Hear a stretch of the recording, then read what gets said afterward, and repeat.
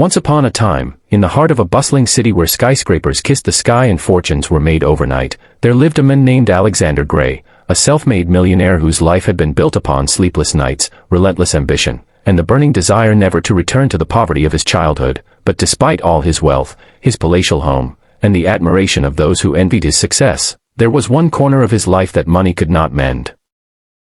The fragile heart of his young son, Ethan, a 5-year-old boy diagnosed with autism, a child whose world was painted in colors invisible to others, a boy who had never spoken a word to his father nor taken a single step toward him. And this truth gnawed at Alexander like an unhealed wound, for while boardrooms echoed with his authority, his mansion echoed with silence, punctuated only by the faint hums and murmurs Ethan made while lost in his own universe. And every evening Alexander would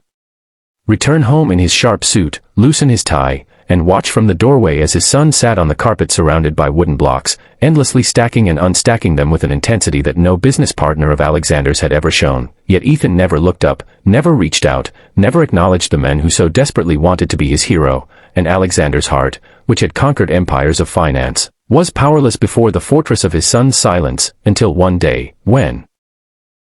Alexander's desperate search for a nanny led him to a woman named Clara, a woman not of wealth or status, but of quiet strength, warm eyes, and an unexplainable patience that seemed to flow from her like sunlight, for she had once worked with children at a small community center, and though her resume lacked the polish of Ivy League degrees, there was something about her presence that made even the coldest room feel alive. And Alexander, exhausted by the endless stream of professional nannies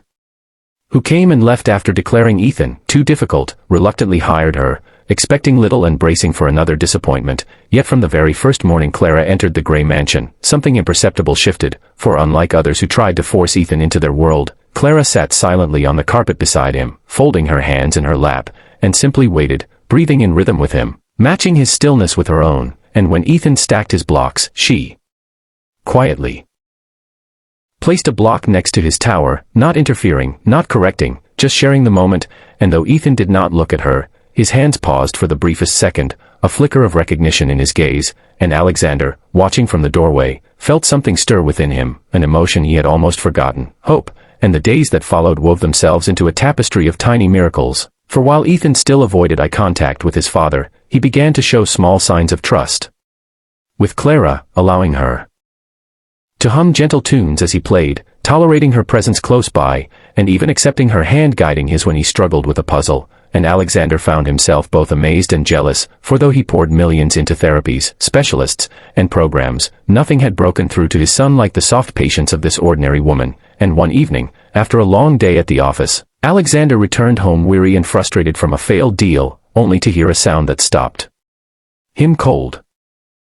The sound of his son's laughter, light, pure, and unrestrained. And as he rushed into the living room, his eyes widened at the sight of Ethan spinning in circles, giggling as Clara clapped her hands and sang an improvised song. And for the first time in years, Alexander's mansion did not feel like a cold museum but like a home. Yet even as joy bloomed in his heart, it was laced with a sting of pain, for when Ethan stumbled mid-spin, he did not run into his father's arms for balance but instead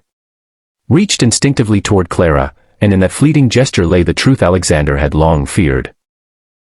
The first step his son would ever take would not be toward him, the man who had given him everything, but toward the woman who had given him something money could never buy. And as Alexander stood in the doorway, fists clenched yet heart aching, he realized that this was not the end of his journey as a father but the beginning, that perhaps love was not about being the first to receive but being willing to wait, to give without demand, and to accept that sometimes the greatest victories come